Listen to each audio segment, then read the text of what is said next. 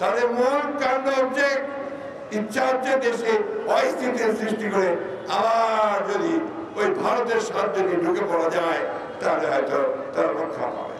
বাংলাদেশে কোনো মাইনরিটি নাই, বাংলাদেশের সবাই বাংলাদেশী নাগরিক। হিন্দু, মুসলমান, বৌদ্ধ, খ্রিস্টান আমরা সবাই মিলে একসাথে 1971 সালে স্বাধীনতা যুদ্ধ করেছি, দেশ স্বাধীন করেছি। এবং সেই সূত্রে যারা আজকে হিন্দু সম্প্রদায় বলে আমরা তাদেরকে আলাদা করে দিতে চাই, আমরা তাদের সঙ্গে একমত নই। তারা সবাই নাগরিক, কিন্তু তাদেরকে খেপিয়ে তাদেরকে দিয়ে আবার ঢাল বানিয়ে আরেকটা কৌশল আবিষ্কার করে কিভাবে এখানে অস্থিতিশীলতা তৈরি করা যাবে সেই চেষ্টা অনেক করছে।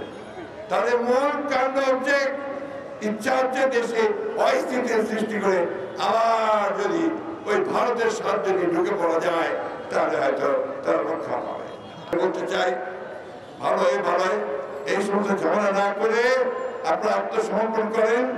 যারা এখনো বাইরে আছেন, এদিক ওদিক করছেন, তারা একবার দেখবেন গতকাল প্রবল প্রতাপশালী আইনমন্ত্রী, প্রবল প্রতাপশালী উপদেষ্টা সালমান এফ রহমান কি অবস্থায় তাদেরকে নিয়ে গেছে কোর্টে।